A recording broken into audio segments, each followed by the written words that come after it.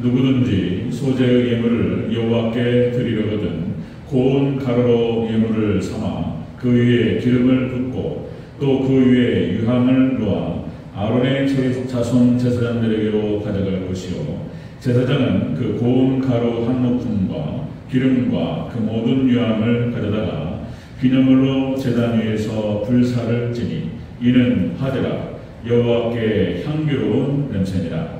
그 소재물에 남은 것은 아론과 그의 자손에게 돌릴지니 이는 여호와의 화제물 중에 지극히 거룩한 것이니라. 네가 화덕에 구운 것으로 소재의 예물을 드리려거든 고운 가루에 기름을 섞어 만든 무교병이나 기름을 바른 무교 전병을 드릴 것이요. 아멘. 네, 인사하겠습니다. 예수님, 네, 예수님의 은혜와 평강이 넘치시기를 축원합니다. 아멘. 예수님밖에 없습니다. 네, 여러분들 성경 전체가 예수님, 인간이 타락한 이후로 구속사, 같이 창세기 3장 이후로, 그래서 창세기 3장 이후로 다 구속사로 보는 것이고, 구속사에는 반드시 예수님, 다 예수님이 숨겨져 있습니다. 우리가 그것들을 발견하고 예수님을 또 붙들고 깨닫고 그리고 의지하고, 이것이 복음이죠. 우리가 오늘 본문을 통해서도 또 예수님을 같이 한번 우리가 보면서 또 여러분 은혜가 있으시기를 바랍니다. 오늘 함께 읽으신 레위기 2장 1절에서 4절 말씀, 오늘 본문을 토대로 소재 예물의 규례라는 제목으로 말씀드리겠습니다. 소재 예물의 규례. 같이 한번 따라합니다. 소재 예물의 규례. 소재가 뭐냐 말이에요. 소재는 농산물로 드리는 제물을 말하는 것입니다. 농산물. 자, 여러분들, 그러니까 노동의 열매입니다. 노동의 열매. 그러니까 행위의 성스러운 구별. 우리의 삶의 모든 것들, 구석구석을 다 하나님께 드려지는 어떤 예배라고 생각해야 되고, 드려지는 예물로 생각해야 된다라고 하는 것입니다. 자, 그래서 소재라고 하는 것은, 다른 것은 다 짐승의 희생이 들어가는데, 소재는 농산물로 드리는 것이다 라고 하는 것이죠. 자, 그래서 여러분들 예수님의 희생을 또 상징합니다. 이 소재가 예수님의 희생과 헌신을 상징하고, 우리가 또 어떻게 하나님께 드려지는 삶으로 드려야 할 것인가, 이것을 이 소재에서 또 잘 보여주고 있습니다. 자, 여러분들 로마서 다시 말씀드리면 로마서 12장 1절, 너희 몸을 하나님 기뻐하시는 거룩한 산 제물로 드리라. 이는 너희가 드릴 영적 예배니라. 우리 몸을 하나님께 드리는 것이다. 하나님 우리 몸을 헌신한 하나님께 드립니다. 자, 그런데 오늘 소재는 번제는 우리를 번제단의 제물로 드리죠. 이것도 굉장히 자극적이에요. 아주 선명성을 딱 드러내요. 우리가 어떻게 하나님을 섬길 것인가, 우리 자신을 온전히 드리는 거예요. 근데 소재는 이것도 아주 구체적입니다. 그러니까 구약성경의 레위기서를 살펴보면 우리 하나님 백성들, 우리 성도들이 어떻게 하나님께 드려지고 하나님을 섬길 것인가에 대해서 아주 구체적이에요. 같이 한번 그 내용들을 살펴보도록 하겠습니다. 자, 소재 예물의 규례. 첫 번째, 고운 가루로 드리라. 고운 가루로 예물 삼아라. 이렇게 말씀하죠. 자, 우리 1절 초보를 같이 읽겠습니다. 1절 시작. 누구든지 소재의 예물을 여호와께 드리려거든 고운 가루로 예물을 삼아. 아멘. 고운 가루로 드리라.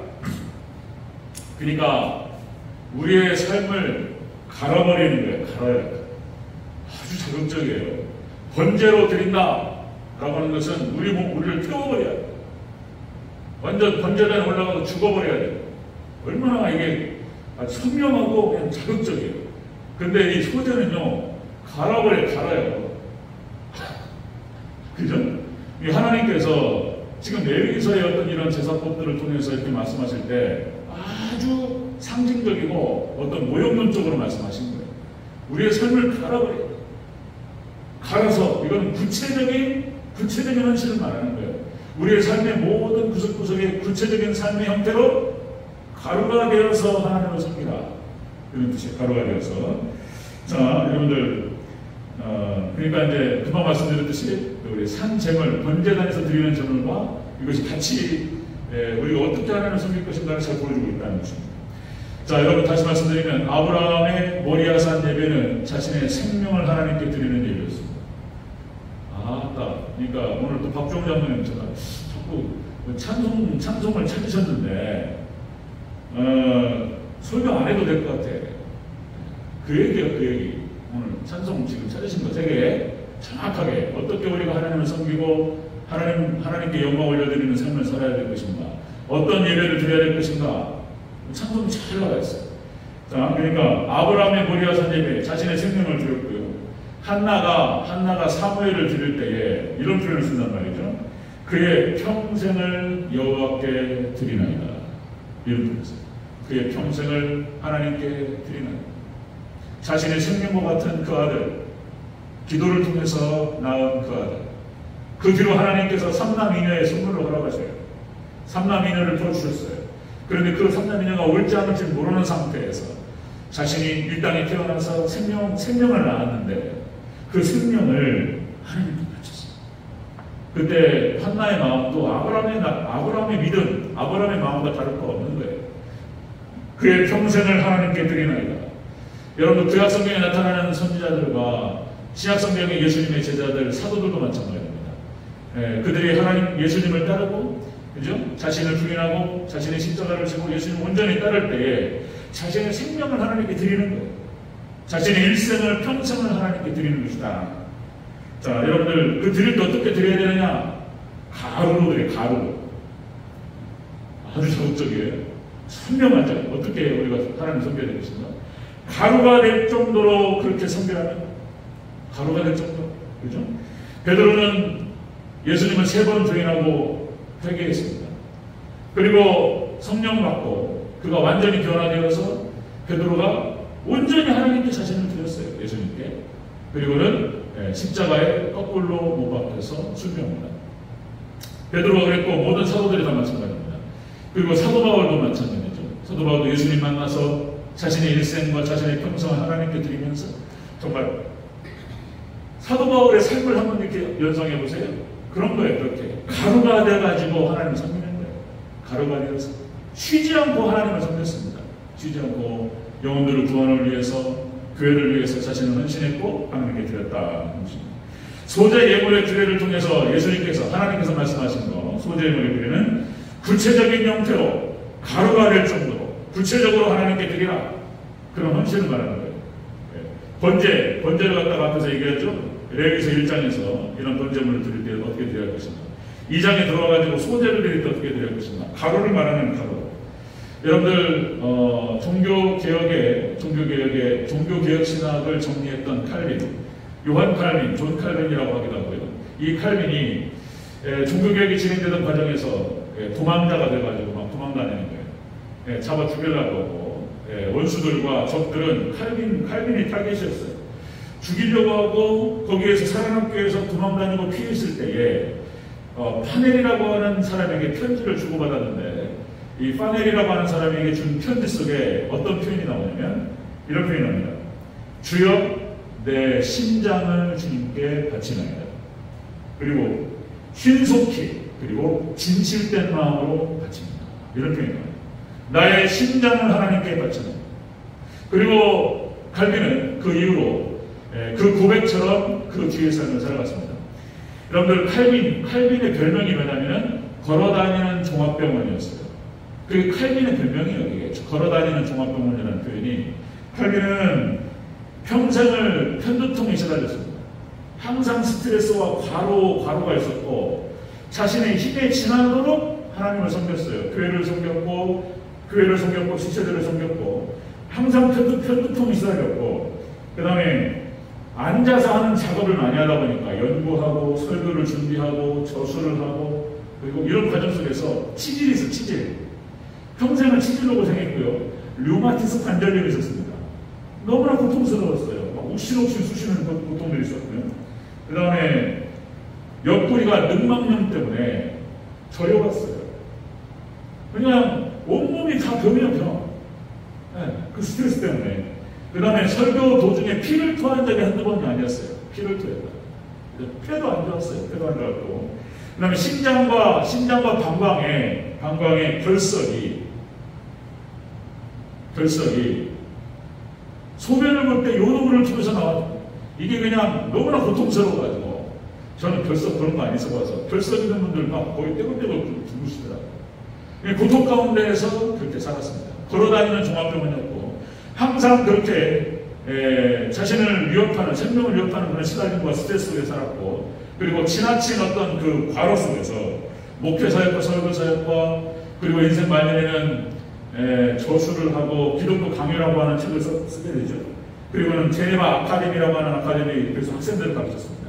그러니까 자신의 온 일생을 하나님께 바쳤고, 그래서 55세라고 하는 젊은 나이에 죽습니다. 55세. 칼빈이 유언을 들어보고 이런 얘기였습니다. 칼빈이 죽을 때, 내가 죽으면 일반 시민과 차별을 두지 말고, 어떠한 행렬이라든지, 그리고 어떤 의식도 하지 말고, 비문도 세우지 마라. 나를 조용히 편안하게 가게 하라. 간소하게 하라. 나의 장례식을 간소하게 하라. 이런 유언을 남겼습니다. 그래서 스위스 제네바 시내에 있는 풀렌팔리에라고 하는 그 공원, 공동묘지에 묻힙니다. 그리고 비석도 세우지 않았고 비문도 세우지 않았기 때문에 공동묘지에 어떤 묘가 칼빈의 묘지를 알 수가 없었다는 거예요. 그래서 칼빈은 지금도 그의 묘지를 찾을 수가 없습니다. 그냥 대충 추측해서 이것이 칼빈의 묘일 것이다라고 보는데 확실치 않아요. 칼빈의 묘는 칼빈은 그렇게 살다가 갔습니다. 철저하게 하나님께 모든 걸 다 드렸고, 자신의 인생은 가루가 될 정도로 다 온몸을 다해서 하나님을 섬겼습니다. 그래서 칼빈의 시작이었던 이 기독교 강요라고 하는 책은 그런 것 같아요. 우리가 하나님을 섬길 때 어떤 정도, 그 분량이라고 해야 될까요? 정도라고 해야 될까요? 하나님을 섬기는 그 정도의 분량에 따라서 하나님께서 그 사람을 쓰시는 것 같아요.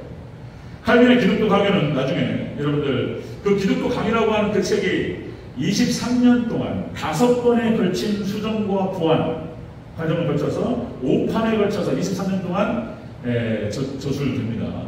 자, 이 책은 나중에 청교도 신학의 뿌리가 되죠. 그리고 하나님께서 거기에 어마어마한 부흥의 역사를 부어주셨습니다.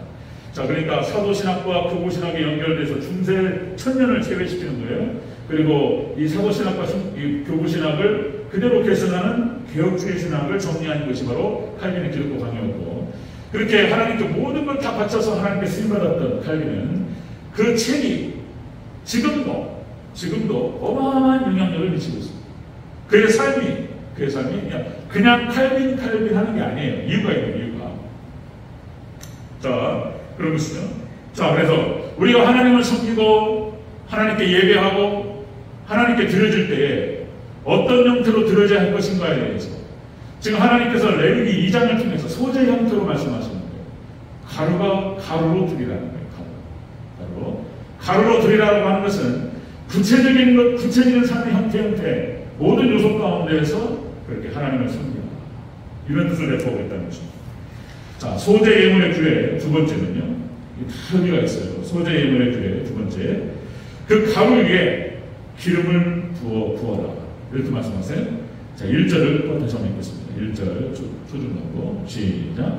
누구든지 소재의 예물을 여호와께 드리려거든 고운 가루로 예물을 삼아 그 위에 기름을 붓고, 아멘. 고운 가루로 예물을 삼아서 갈아버려야 돼. 그리고 거기에 기름을 부으라는 거예요. 이게 무슨 뜻입니까? 성경상에 나타나는 기름 부음이라고 하는 것은 성령님을 상징하죠. 그래서 성령 충만한 삶, 성령 충만한 예배를 말하는 것입니다. 성령 충만한.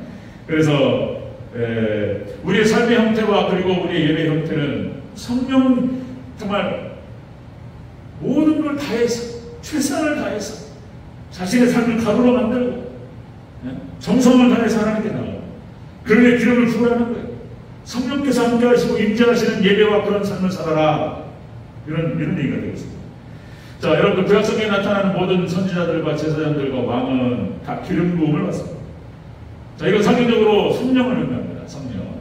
자, 예수님의 상중직이 그것이죠. 예수님의 상중직이 왕, 그 다음에 제사장, 그리고 선지자. 이 상중직을 담당했죠. 바로 사무엘이 그 사명을 감당했습니다. 이스라엘의 사사들이 이 세 가지 직분을 감당했던 것을 볼 수 있어요. 예수님께서도 공생애를 시작하실 때 세례 요한에게 세례를 받으실 때 성령께서, 비둘기 같은 성령께서 임하셨습니다. 그렇죠?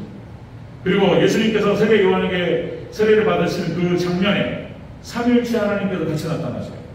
성자 예수님이 거기서 세례를 받으셨고, 자, 비둘기 같은 성령님께서 오셔서 쭉 임재하셨어요.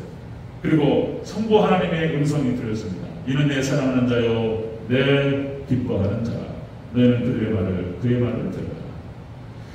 삼위일체 하나님께서 다시 나타나시는 장면에 예수님께서 육체를 입으셨기 때문에 예수님께서도 그렇게 기름 부음을 받으셔야 했고 성령님을 받으셔야 했다. 자, 그래서 여러분들 역시 우리가 사명을 감당하기 위해서는 여러분들 우리가 성령 받아야 되고 성령 충만해야 될 줄로 믿습니다. 여러분 성령을 구하시고 우리를 온전히 하나님께 헌신하며 나아갈 때 성령님의 은혜를 구하면서 성령 충만한 상태에서 하나님께 쓰임받는 저와 여러분 되시기를 축원합니다. 사도행전 1장 8절 성령이 너희에게 임하시면 너희가 내 증인이 되리라. 사도행전 2장 4절 성령께서 강림하시니까 초대교회가 형성되고 폭발적인 놀라운 능력들을 드러낸다. 성령께서 오셔야 된다. 성령께서 오셔야 된다. 자, 2000년 교회 역사 가운데에서 2000년 이 교회 역사가 쭉 떠오르면서 여러 번의 부흥의 역사가 나타나요. 부흥의 역사. 그 부흥의 역사는 종교개혁도 부흥이라고 보는 거예요. 칼빈의 종교개혁, 칼빈의 어떤 삶, 이것도 역시 하나님의 손에 붙들려서 성령님의 손에 붙들려서 살았던 그런 삶이었다. 우리 중요한 것은 우리 마음을 정하고 생각을 정하고 온전히 하나님께 드리는 것이 중요하죠. 그런 결단. 그런데 이런 결단과 어떤 의지, 여기 위에 성령님께서 함께 하셔야만 될 줄로 믿습니다. 성령 도우시죠. 2000년 교회 역사 가운데에서 영국의 부흥, 미국의 부흥, 그죠? 한국의 부흥, 그렇게 해서 하나님께 헌신된 사람들, 제2의 베드로와 제2의 바울과 제3의 칼빈, 이런 인물들이 나타나서 자신의 삶을 온전히 하나님께 드렸고, 그리고 성령 충만한 상태에서 놀라운 부흥 역사의 주인공으로 사용됐다라고 하는 것입니다. 마찬가지로 우리가 하나님께 어떤 삶을 드려야 될 것인가, 우리가 어떤 삶을 살아야 될 것인가, 오늘 본문에서 이 소재를 통해서 하나님께서 말씀하시는 거예요. 가루로, 그죠? 가루가 될 때까지 너무나 부족하죠.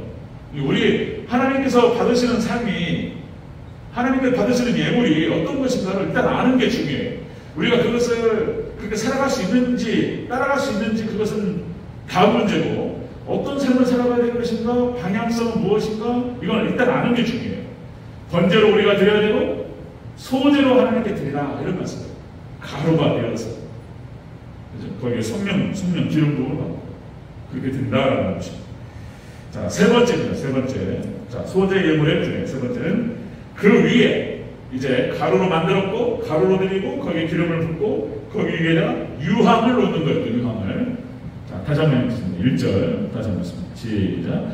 누구든지 소제의 예물을 여호와께 드리려면 고운 가루로 예물을 삼아 그 위에 기름을 붓고 또 그 위에 유향을 놓아. 아멘. 그러니까 이 레위기 제사법을 가지고 이것만 쳐다보고 있으면 이게 무슨 뜻인지는 모른단 말이에요. 이게 신약 성경하고 이렇게 딱 같이 맞물려야지. 예수님을 통해서 신약 성경과 예수님의 시각으로 이렇게 같이 맞물려야지, 아, 이게 그런 뜻이구나, 이렇게 이해가 가는 거예요. 자, 유향이라고 하는 것은 기도를 말하는 것입니다. 기도. 그러니까 우리의 삶과 우리의 예배 가운데에서 우리 예배를 드릴 때, 우리가 삶을 하나님께 드릴 때 가루가 되어서, 그리고 성령님의 어떤 능력과 임재하심을 받아서, 자, 그렇게 하나님께 나아가는데 거기에 반드시 기도가 들어가야 된다는 거예요. 유향을 그 위에 놓아라. 유향을 그 위에 놓아라. 이렇게 말씀하시는 거예요. 그래서 우리가 제사법과 제단에 분향단을 놓고 향을 사람입니다. 그죠? 분향단에 나타나는, 분향단에 올랐던 그 향이라고 하는 것은 기도라고 말씀드렸죠. 그 향을 태워요. 그럼 그 향이 올라가서 쭉 올라갑니다. 이게 기도를 말하는 거예요. 상징적으로 보여주는 거예요. 자, 그래서 여러분들 요한계시록 5장 8절. 자, 이렇게 기록된다고 그랬죠? 자, 그 두루마기를 취하심에 내 장로들과 내 생물과 24장로들이 그 어린 양 앞에 엎드려 각각 검은 고와 향이 가득한 금대접을 가졌으니 이 향은 성도의 기도들이라. 그죠? 이 향이 올라와요. 하나님께서 금대접을 받아가지고 천사들이 하나님께 올려요. 우리가 기도할 때 그 기도가 향으로 올라가서 하늘에 상달되고 하늘에 쌓일 줄로 믿습니다. 아멘. 자, 그래서 여러분들 기도라고 하는 것은 그런 거예요. 그래서 하나님께 올라가요. 천사들이 그 기도를 받아서 하나님께 올립니다. 그리고 하나님의 때에 하나님 방법으로 응답하실 줄로 믿습니다. 기도가 쌓여요. 사라지는 것이 아닙니다. 저것저것 쌓여요. 그러니까 기도 저축이라는 표현도 쓰는데 하나님 앞에 기도를 쌓아가요. 하나님께서 응답하셔요. 기도가 수준하는 일이에요. 그러니까 기도로 승리하시기를 주 여러분으로 축원합니다. 우리의 삶을 하나님께 예배를 드리고 우리의 삶을 드릴 때에 이렇게 하나님께 이렇게 가루가 될 정도로 하나님을 섬기고 거기에 성령님을 의지하고 그리고 기도를 통해서 하나님께 나아가요. 네? 그렇게 나아가라 말씀하셨습니다. 자, 동방박사 세 사람, 유학이라고 할 때 꼭 빠지면 안 되는 얘기가 나와야 돼요. 동방박사 세 사람이 예수님께서 태어나신 그때 세 가지 예물을 드린단 말이에요. 그 세 가지 예물이 하나는 황금과 유향과 그 다음에 뭐죠? 네, 황금과 유향과 모략을 드립니다. 이 황금이라고 하는 것은 보배성을 상징한다. 그렇죠? 예, 보배성을 상징하고 예수님의 왕되심을 상징적으로 보여줍니다. 하나님께 예수님께 황금을 드리면서 예수님 왕되심을 축하했습니다. 자, 그 다음에 모략이라고 하는 것은 방부제예요. 방부제. 예수님께서 부활하실 것을 예수님 대속과 부활을 상징하는 거예요. 예수님은 돌아가시지 않습니다. 예, 우리도 마찬가지예요. 우리도 여러분들 우리가 말씀 붙들고 우리가 우리 자신을 죽이고 우리가 번제물로 우리가 가루가 되어서 하나님께 드리면 우리가 하나님 은혜 가운데 다시 살아나 부활의 놀라운 능력이 은혜가 있을 줄로 믿습니다. 부활하는 거예요. 자, 그리고 유향이라고 하는 것은 기도를 의미하는 거예요. 기도. 예수님의 중보기도. 그래서 예수님께서는 살아생전에 대속을 통해서 하나님과 우리 사이에 다리를 놓으시고 중보하셨습니다. 그리고 지금도 하나님 천국의 우편에 하나님 우편에 앉아 계시면서 지금도 중보하십니다. 우리를 위해서 기도하시고 우리를 변호해 주신 줄로 믿습니다. 예수님께서 그 역할을 하시는 거예요. 자, 그래서 예수님께서 살아생전에 공생의 기간 동안에 신앙의 본을 보여주셨고 그리고 어떻게 신앙생활을 해야 될 것인가 어떻게 하나님을 섬길 것인가 그거를 온몸으로 보여주셨어요. 바로 예수님께서 가루가 될 정도 너무나 피곤하신데도 불구하고 육체가 한계를 넘어서 버렸어요.